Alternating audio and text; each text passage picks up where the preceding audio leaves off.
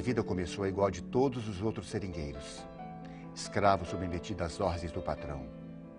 Comecei com 9 anos de idade. Em vez de receber as lições do ABC, aprendi a sangrar a seringueira.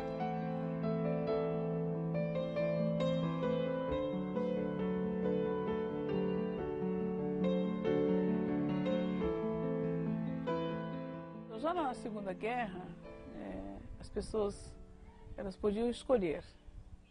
As escolhas, não sei, tinha muitas opções, né, entre vir para o Acre ou ir para a guerra.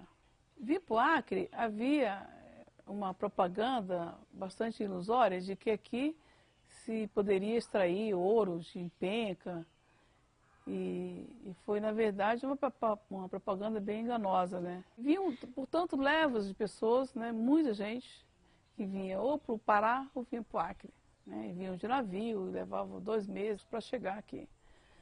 Depois, eles iam para o Seringal e viam que não era nada daquilo, né? Era uma relação conhecida como patrão-freguês. O dono do seringal, ele controlava o processo de compra de borracha e venda de mercadorias industrializadas. Então o seringueiro se colocava no seringal, recebia os instrumentos de trabalho e já fazia uma dívida. E depois ele era obrigado a vender a borracha só para aquele dono daquele barracão e comprar todas as mercadorias do mesmo barracão.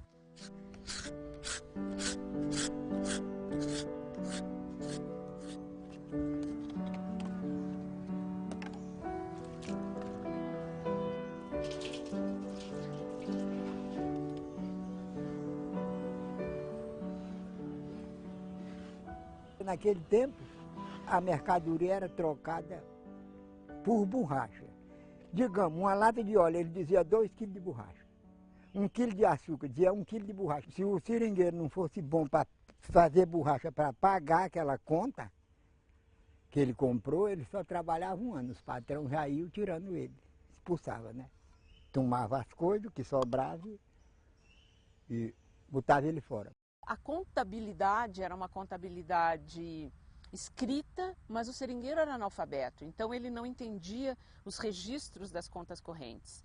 E a contabilidade era feita de tal forma que o preço da borracha valia muito baixo e o preço das mercadorias era muito alto. O balanço no final era inevitável, o resultado era o endividamento. Se o filho do seringueiro fosse para a escola, iria aprender a ler, escrever e a contar. E ia descobrir a exploração que estava sendo feita. Isto interessava ao patrão. A criança, quando já começava a trabalhar, já era na seringa, no roçado, os trabalhos era esse. Filho de pobre não estudava, porque não tinha como. Era difícil um coitado saber ler. Só quem tinha direito de estudar eram os filhos dos patrões. Que eles podiam, a gente não podia. Era nascer, depois de um certo tempo, o seu lazer era trabalhar mesmo, ajudar seus pais no roçado, cortar seringa e quebrar castanha. Então, a vida era muito difícil. O Chico era o filho mais velho, o pai do Chico tinha dificuldade de caminhar, de andar. Então, o Chico era quem provia o sustento da família trabalhando no corte da seringa desde os 12 anos de idade. Ele começou bem antes a cortar, mas desde os 12 ele se tornou o responsável por prover o sustento da família. De repente, no seringal em que nós morávamos, chegou uma pessoa diferente dos outros seringueiros. Ele demonstrou interesse em me ensinar a ler.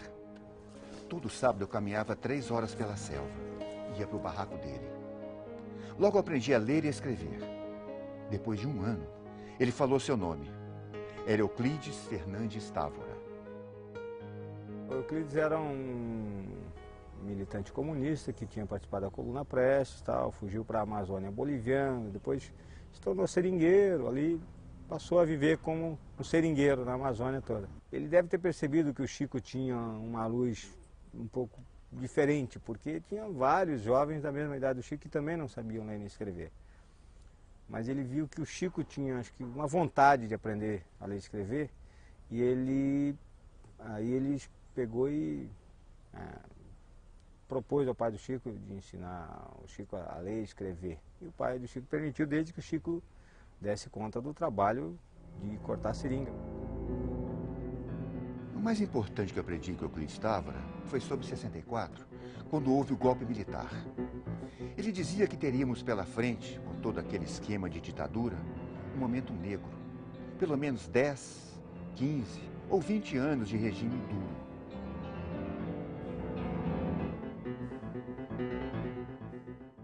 Tentei fazer um trabalho de luta pela autonomia dos seringueiros e enfrentei muitos problemas.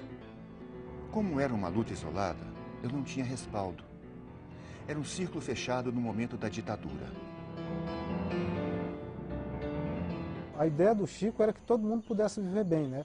Morando dentro nos seringais, né? Produzindo, mas assim, que pudesse dizer que e conquistar mesmo aquilo que a gente lutou, mas conquistou, que principalmente era o uso da terra.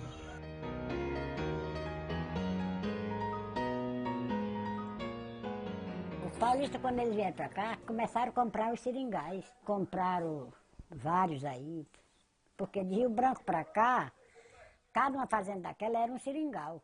Quando você pensava que não chegava um bocado de pessoas na sua casa, isso eles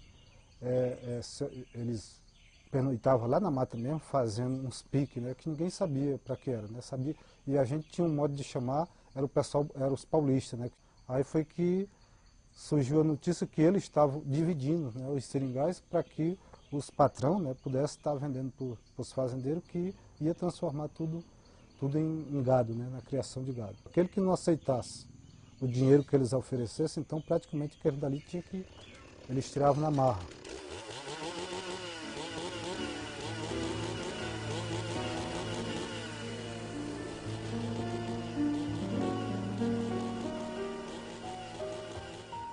Quando aconteceu o grande movimento do Estado brasileiro para a ocupação da Amazônia, né, para a colonização a qualquer custo, né, não foi pensado que na Amazônia existia gente morando. E quando essas terras foram dadas, né, praticamente de graça para as pessoas que vinham do sul, de outras regiões do país, eles tinham como meta e até como obrigação, tinham que desmatar. Né, para poder ter assegurado o direito da terra, da propriedade da terra, tinham que fazer com que essa terra se tornasse produtiva, né, do ponto de vista deles. Ser produtiva, né, para eles era desmatar, né, fazer pasto, né, fazer agricultura. Os seringueiros dependiam da seringueira e da castanheira e haviam vivido a vida toda explorando a castanheira e a seringueira. Então a relação com a floresta para eles era uma relação íntima, econômica, histórica, né, cultural até. E o desmatamento então afetava a condição essencial da vida dessas pessoas. Como é que nós, que nascemos, que se criamos aqui, que os nossos antepassados já tinham nascido e se criado aqui, como é que nós não temos direito de permanecer nas nossas colocações de seringal? E agora chega uma pessoa que diz que comprou tudo, que tudo é dele e não quer mais permitir que nós permaneça aqui. Então isso aqui nos pertence, isso aqui é o verdadeiro chão nosso. Euclides também dizia que iriam surgir novos sindicatos, novas organizações. Apesar de derrotados, humilhados, as raízes nunca se acabam, elas sempre germinam. Aí ele dizia, é neles, nos sindicatos, que você tem que se firmar. Os seringueiros estavam perdendo seus direitos, eles estavam vendo a floresta, que era o seu sustento, que era o seu habitat, o seu lugar que eles moravam, sendo destruída por um progresso a qualquer custo que só beneficiava os grandes fazendeiros e os políticos da época. Só em 1975, quando a repressão do latifúndio estava dominando toda essa região, surgiram os primeiros sindicatos. Aí ele já começou nessa luta de sindicato, de lutar com, assim, de se envolver pela pobreza, pelo seringueiro, pela luta dos seringueiros, pelo que os seringueiros vinham sofrendo. Ele tinha ideias muito claras, ele escrevia bem, tinha erros de ortografia, mas ele escrevia de forma fantástica. Era alguém que não negociava princípios, era um fantástico negociador, desde que não fossem colocados em negociação os princípios. que o Chico tinha essa qualidade de ser esse representante das pessoas, mas também sempre ter o pé no chão, de trabalhar sempre para incluir outras pessoas e ser um ser coletivo. Eu chamava ele de balseiro, pai e o senhor balseiro, porque todo mundo que ele via, ele parava para conversar e as pessoas se aproximavam dele, né? Então, porque o balseiro, quando vai no rio, ele topa qualquer coisa, ele já fica ali parado, né? E o pai era assim, todo mundo gostava muito de papear com ele. Fomos muita festa junto, tomemos cachaça junto, dancemos junto, namoremos junto, né?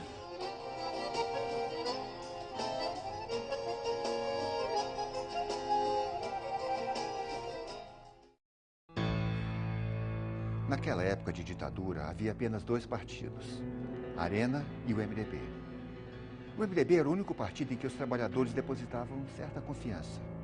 Eu não entendia nada do processo político partidário, mas aceitei me candidatar e fui eleito. Isso me deixou numa situação difícil, porque eu não tinha nenhuma experiência no ramo.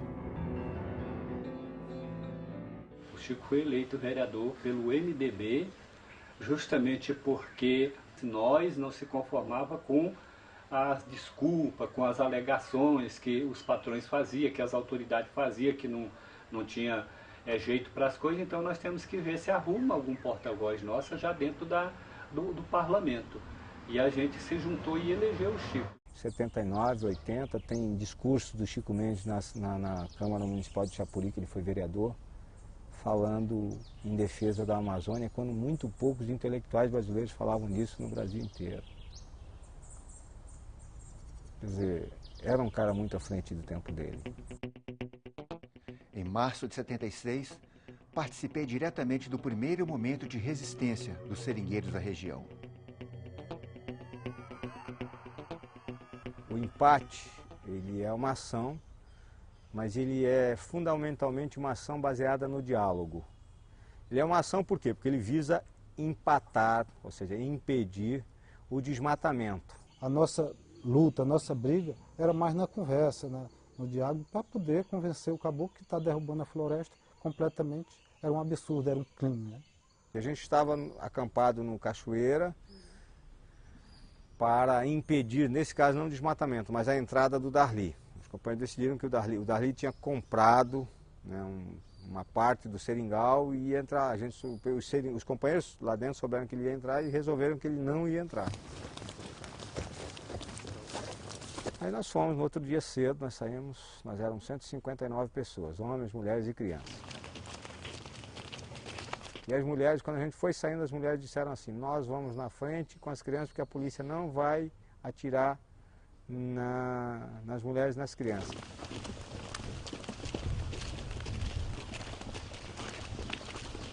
Aí nós fomos, dá mais ou menos 1 hora de caminhada, né? Um monte de gente, então vai um pouco mais devagar e tal. Todo mundo tenso, porque ninguém sabia o que tinha lá, né? Aí quando a gente foi chegando próximo assim, aí os policiais fizeram uma formação em fila dupla, né? E a gente começou a ouvir aquele negócio aquele negócio de botar bala na agulha, aquelas coisas assim, né?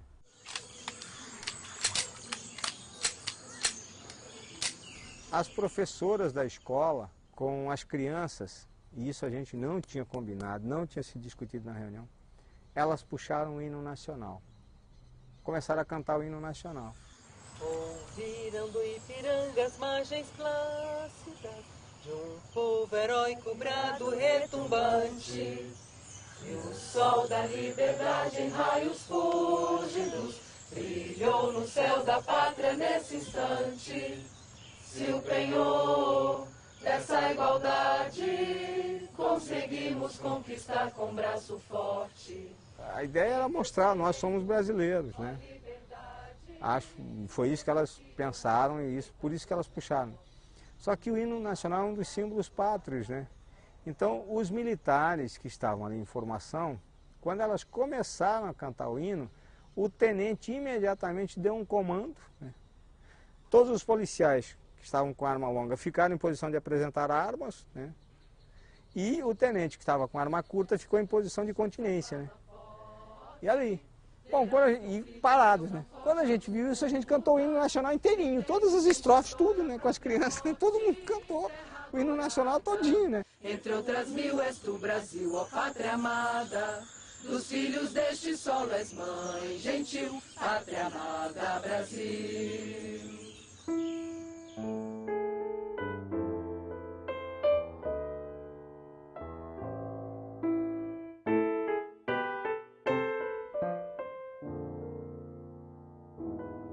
Aí já começaram a fundar esse Partido dos Trabalhadores. E foi nesse período que o Chico Mendes e o Lula foi indiciado na Lei de Segurança Nacional. Ele foi preso em quarto escuro, passou não sei quantos dias ainda. Minha mãe conta que foi um período muito difícil da vida dele, porque ele apanhou no chamado pau de arara, né, que tinha. Então, sabe, era forçado a falar coisas que ele não sabia. Então, assim, foi um período muito difícil na vida dele. Ela tinha acabado de casar com ele, então dependia totalmente dele, do marido que tinha tirado ela de casa, né, casado. Então ela dependia e ficar ausente, passou muitas necessidades, não tinha o que comer, tinha que depender da ajuda das pessoas. Então foi um período muito difícil para os dois, ele tendo que ir a Manaus e vir, então foi uma coisa bem difícil.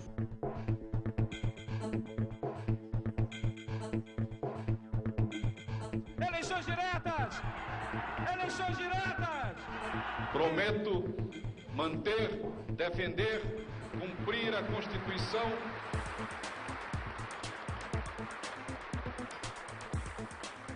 Era o momento da democratização, um contexto importante, onde todas essas questões estavam sendo discutidas. Mas a questão da Amazônia e dos seringueiros não aparecia na discussão. Eles continuavam tão invisíveis quanto há 100 anos atrás. Eu escrevi uma carta para o Chico, daqui de Brasília, dizendo para ele que o debate da democratização não os incluía. E que eu achava que eles precisavam organizar pelo menos uma reunião aqui em Brasília, para que esse movimento de defesa da floresta fosse conhecido. E ele achou a ideia, assim, muito importante. E nós conseguimos rapidamente o apoio do Ministério da Cultura e começamos a organizar, então, um encontro, que seria, assim, um encontro de 10, 15 líderes, digamos assim. Mas essa ideia de um encontro em Brasília, ela se espalhou pela Amazônia. E nós começamos a receber, assim, ligações de pessoas que nem sabiam usar o telefone, que diziam que tinham ouvido falar que ia ter uma reunião em Brasília dos seringueiros e eles queriam participar. Bom, nós acabamos reunindo mais de 100 pessoas, de toda a Amazônia. Que sejam respeitadas as decisões do 4º Congresso Nacional dos Trabalhadores Rurais no que diz respeito ao modelo específico de reforma agrária para a Amazônia, que garanta o mínimo de 300 hectares e o máximo de 500 hectares por colocação, e obedecendo à realidade extrativista da região. Daí surgiram duas decisões muito importantes. A primeira foi a criação do Conselho Nacional dos Seringueiros, que passou a ser uma entidade representativa desse segmento social, que até hoje é muito atuante. E o segundo resultado foi a ideia de ter a regularização das áreas onde os seringueiros moravam, e moram ainda hoje, num formato parecido com as terras indígenas. Então eles propuseram reservas extrativistas. A alternativa hoje para a região amazônica é a criação da reserva extrativista. É a única forma hoje que o seringueiro e o índio encontram para defender essa floresta e depois transformar essa floresta, quer dizer, economicamente viável para a região, para o país e para o mundo. Você tem uma proposta que é a seguinte: um espaço público, propriedade da União ou do Estado que eu criar, certo? Destinado ao uso sustentável por populações tradicionais que já o ocupam. A população tem que se dedicar exclusivamente ao extrativismo, sendo que as atividades de agricultura e criação de animais são consideradas atividades complementares. A reserva extrativista é como se fosse um contrato entre o Estado e a comunidade.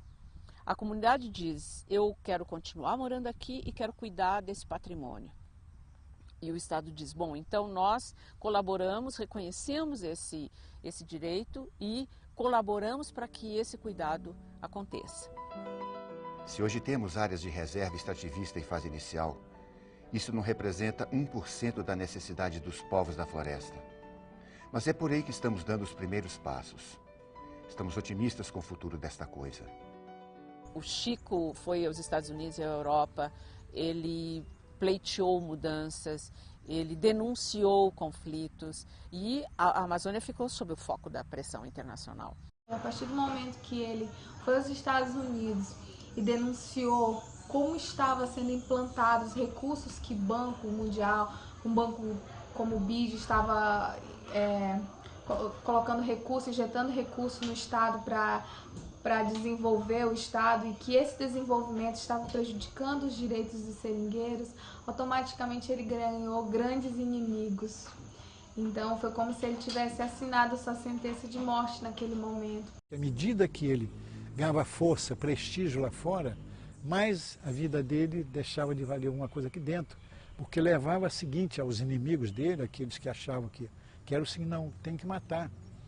Porque ele agora está cada vez mais forte, né? Ele tem o apoio lá de fora, o apoio das ONGs, o apoio do Congresso americano, o apoio, enfim.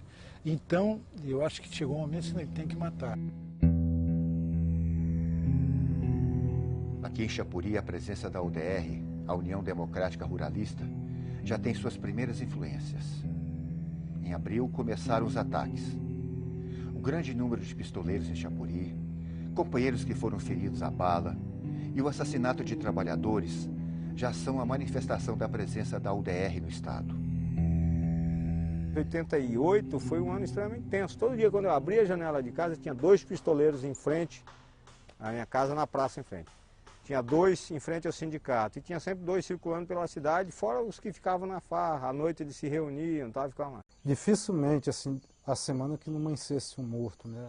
Assim, você não tinha prazer nem de sair para a cidade para passear com a família, porque realmente se os caras encontrassem a gente, eles conheciam, né, que o seringueiro sempre foi conhecido, e aí provocava até para você se aborrecer, e aí no outro dia já podia ficar sabendo que aquele dali já... A gente está convencido de que mais hoje ou mais amanhã, algum companheiro vai perder a vida, alguém vai derramar sangue, porque nós estamos lutando contra um poderio econômico, o poder do latifúndio, num país do latifúndio. Eles vão me matar. O nome deles eu digo: Darli e Alvarino Alves da Silva.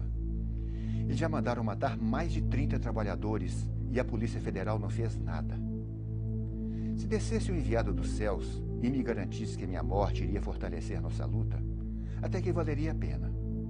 Mas a experiência nos ensina o contrário. Então eu quero viver. Ato público e enterro numeroso não vão salvar a Amazônia. Eu quero viver. O Chico, por mais que as pessoas tenham orientado ele, Chico, larga isso, Chico, tem outras vidas melhor para tu viver sem...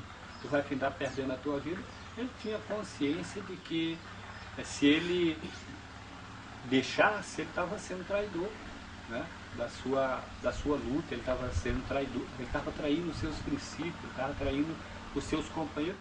Ele sabia que ia morrer, sabia, as pessoas achavam que ele estava exagerando, que era paranoia, um paranoico, diz que está sendo ameaçado. Ele, nunca uma morte foi tão anunciada quanto a morte dele. Mandou carta para todo mundo, para presidente da República, para superintendente, para governador, para superintendente da Polícia Federal. E ele sabia. E era como se, não adianta, porque eu não vou fugir ao meu destino. No começo, pensei que estivesse lutando para salvar seringueiras. Depois pensei que estava lutando para salvar a floresta amazônica. Agora percebo que estou lutando pela humanidade.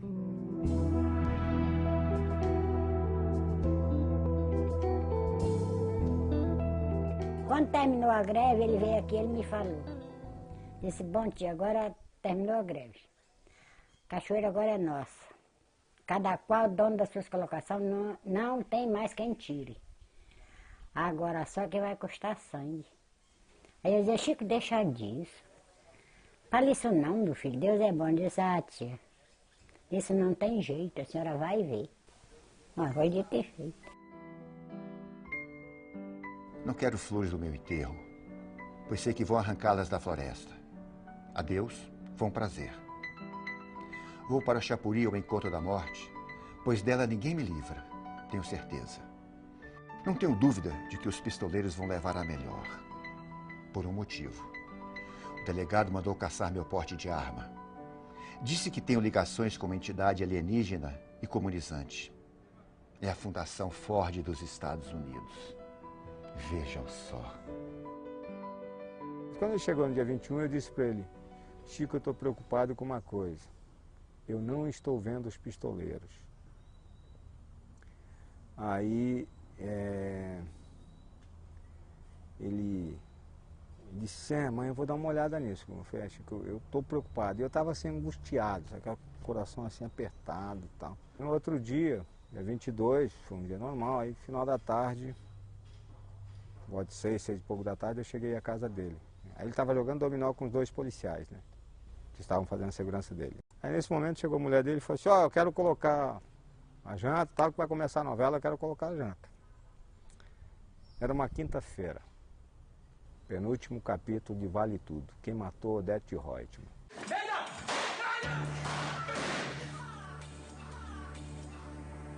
E nesse dia ele falou: não, vamos jantar comigo, tal. Eu falei: não, Chico, obrigado. Não, vamos jantar comigo. Eu falei: não, Chico, eu estou preocupado com aquele negócio que eu te falei ontem. Aí ele falou assim: não vi mesmo os caras não, realmente está esquisito.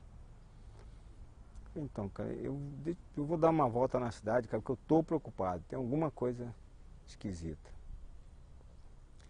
Então tá, e você vai, enquanto isso eu vou tomar um banho e aí você volta pra gente jantar. Mas você volta mesmo que eu vou esperar pra gente jantar junto, então eu vou estar te esperando. Aí eu, tá bom, eu saí, peguei minha moto, né, e dei uma volta pela cidade. A gente sabia todos os lugares onde os caras se encontravam, tomando cachaça, jogando sinuca e tal. A gente sabia, até por questão de sobrevivência, a gente tinha que saber onde é que eles estavam, né? Aí passei em frente a todos os lugares, tudo as moscas, ninguém, sem movimento, nada, aquele silêncio sepulcral. Estávamos na sala, minha mãe, eu e Sandino, nós estávamos os 3 na sala. E ele estava aqui indo em direção ao banheiro. Então eu lembro que aí os policiais correram em direção à sala, aquela fumaça, aquelas coisas dentro de casa. E eu, minha mãe e Sandino corremos em direção contrária. Os policiais correram, pularam pela janela e nós caminhamos em direção à cozinha. E nessa hora ele vinha caminhando com as mãos na cabeça, já todo melado de sangue. E disse: me acertaram. E ele caiu no chão e nós nos agarramos com ele. E aí ele tentava falar, e Helenira, ele tentava falar, sabe, se mexia bastante. E eu lembro de nós ali, com ele, sabe. Até que teve um momento que a mãe puxou eu e Sandino e nós corremos para fora da casa. E aí eu lembro que ela gritava, pedia socorro.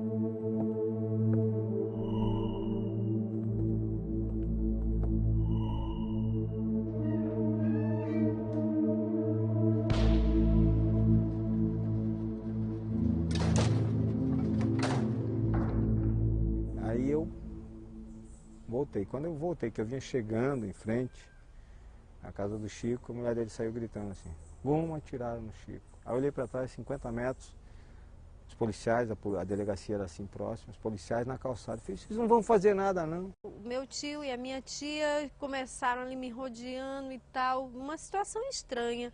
Até que o meu tio teve um pouco mais, ele chegou mais para mim e foi mais direto, né, e falou que tinham assassinado meu pai. E aí, que eu não gosto nem de lembrar. Desculpa. E aí foi como se o chão tivesse se aberto sobre os meus pés. Mataram ele 6 horas da tarde lá e 6 horas da manhã chegaram a notícia aqui. Passei o dia tão ruim que não comi. Ixi, ele gosta de me lembrar. Foi a pior coisa. Quando eu entrei, passei assim na entrada, tinha assim pronto atendimento, tinha uma maca. Aí tava ali o corpo do Chico, né? Só de short, ele ia tomar banho, né? E o tiro pegou assim, ficou todo rendilhado esse lado aqui, né? Pegou de lado. Ele estava... Sempre digo assim, cheguei ali, ele estava morto. Morto? Morto? Não. Ele não estava morto. Ele não está morto. Se ele tivesse morto, hoje, 20 anos depois, a gente não estava aqui falando dele, falando das ideias dele. A gente não estaria aqui falando que é possível desenvolver sem destruir, que é possível usar a floresta e ao mesmo tempo preservá-la, e que é possível seres humanos, pessoas, viverem dentro da floresta sem destruição. Onde houver uma vida, sua voz será ouvida como força de oração. Depois que ele morreu, aí o movimento não parou. Aí cada dia mais, cada dia mais. Aí já tem escola, tem posto de saúde, tem pousada, tem várias coisas depois da morte dele para cá. Não foi tão bom porque faltou ele. Se ele fosse vivo, talvez fosse melhor ainda. Na época, muitos foram assassinados e que até hoje, sabe, não foi feita justiça. Com meu pai foi um pouco diferente. Em 90 já conseguiram julgar os assassinos, eles foram condenados, cumpriram parte da prisão, depois ficaram soltos. Mas na verdade é que nada disso vai trazer meu pai de volta.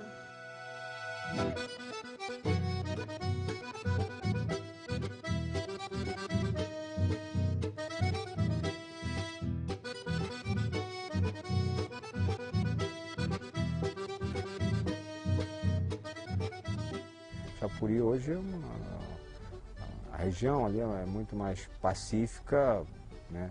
Até porque boa parte do município de Chapuri está dentro da reserva extrativista Chico Mendes. Muitas coisas se tornaram políticas públicas, escolas nos seringais, né? Então a melhoria da qualidade de vida, energia elétrica, muitos seringais hoje já têm isso. Então, a qualidade de vida no Acre mudou, aquela violência institucionalizada, Esquadrão da Morte, tudo isso foi destruído, né?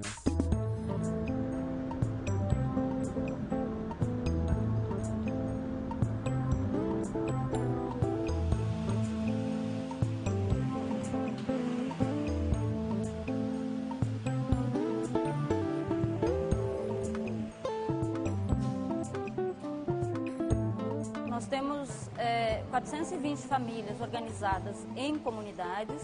Nessas comunidades nós temos uma estrutura de recolhimento e controle de qualidade, onde o seringueiro faz a entrega nesse ponto comum, né, nessa organização da comunidade.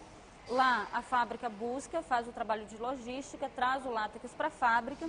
A partir que o látex chega aqui, a gente faz todo o processo de industrialização, centrifugação e após a produção do preservativo.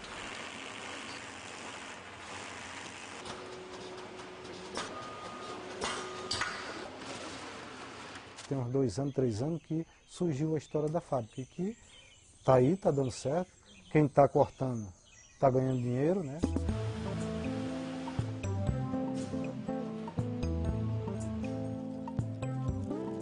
A nossa fábrica fez a primeira entrega de preservativo, né? Já foi para o mercado.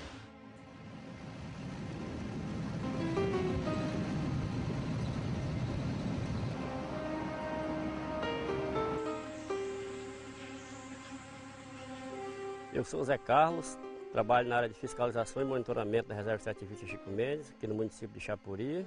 Essa área da reserva Chico Mendes, ela tem 970 mil hectares, abrange 7 municípios e atualmente esse trabalho eu desenvolvo só.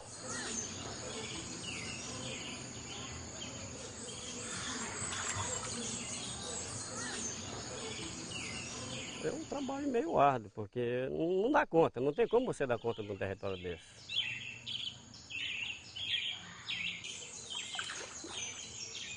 Quero ver eu pegar o homem na palavra agora. Manda. Cadê o documento da motosserra? Muito bem, então isso aqui é só cópia, né? É. Porque se tu pegar uma chuva aí... Vou estar em casa.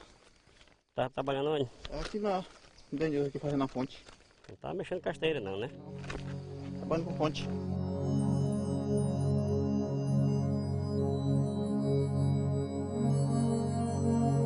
Houve, né, essa visão, né, do pequeno produtor também, né, de que criar boi era mais fácil, dava menos trabalho, né, e era um produto que tem maior liquidez no mercado. Então, um boi no pasto significa dinheiro no bolso. E o desafio nosso é controlar esse avanço, né, e fazer com que os proprietários rurais, os ocupantes das colocações na reserva extrativista, eles se mantenham dentro dos limites permitidos. A gente cria porque, assim, às vezes, quando a gente quer arrumar um dinheiro mais ligeiro, vendendo gado, a gente arruma mais rápido, né? Todo mundo cria, né? Realmente o cara não encontrar um morador por aqui na reserva extrativista Chico Mendes que não cria gado. 200, 300, por enquanto tem até 400 cabeças. Eu crio gado para uma segurança de vida, né? Porque às vezes o cara está doente, não tem um dinheiro, vende um bezerro, uma vaca, se trata, compra um remédio. Sem o gado fica difícil de sobreviver, porque hoje é o único meio que a gente está tendo que está devendo um recurso mais, é o gado. É a falta de incentivo ao extrativismo, o preço da borracha, da castanha e outros produtos da floresta. Então, pela carência da região, pela pobreza da região, a única alternativa que eles se dizem que é viável é o gado. A consequência é horrível para todos, que é o fim, tem que parar. Esse entorno da reserva hoje aqui praticamente não existe mais mata. Foi tudo devastado pelos pecuaristas do entorno. E a consequência deles não terem mais mata para explorar a pastagem, formar pastagem, estão querendo entrar na reserva, colocando pessoas de laranja, né? Se não tomar providências, daqui a pouco tempo a nossa reserva dá só a pastagem. Se continuarem nesse rumo, se continuarem querendo plantar soja em Rondônia, no norte de Mato Grosso, no Amazonas, no Pará, daqui a pouco eles não vão ter mais chuva para a soja deles lá no Rio Grande do Sul, em Santa Catarina, porque já tem pesquisas que mostram isso. Boa parte da chuva que banha o centro-sul do país se forma na Amazônia. O governo ele tem que tomar medidas já, porque senão para que adianta toda a luta do meu pai para ter reservas extrativistas, para que as reservas fossem reconhecidas, se hoje em dia as pessoas estão querendo criar gado dentro de uma área de proteção, né? Ele morreu por nada? Ele não morreu por nada. Precisa investimentos públicos para que haja educação, saúde, investimentos em tecnologia, né? As reservas extrativistas, elas têm uma proposta de modernidade. Elas não são o congelamento da pobreza. Então, este projeto de modernidade não se realizou ainda, porque ele depende de investimentos públicos. É o lado do Estado, é o compromisso do governo com essas comunidades. Elas estão protegendo, mas o que elas estão ganhando em troca? É preciso que a gente pegue a luta do Chico Mendes, né, e leve adiante, ou seja, que transforme, né, a Amazônia, que é nossa, né, isso não quer dizer que a gente tenha que entregar a Amazônia, que é nossa, mas até para a gente ter argumento para encher o peito e dizer que é nossa, é preciso preservá-la. Se não existe uma política para a Amazônia que consiga reduzir a expansão das atividades de forma predatória, a reserva extrativista vai sofrer um impacto como qualquer outra atividade.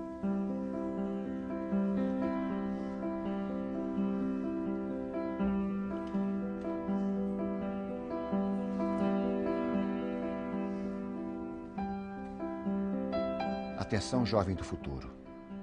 6 de setembro de 2120, aniversário da Revolução Socialista Mundial, que unificou todos os povos do planeta num só ideal e num só pensamento de unidade socialista, e que pocinha todos os inimigos da nova sociedade. Aqui fica somente a lembrança de um triste passado de dor, sofrimento e morte. Desculpem, eu estava sonhando quando escrevi esses acontecimentos que eu mesmo não verei, mas tenho o prazer de ter sonhado.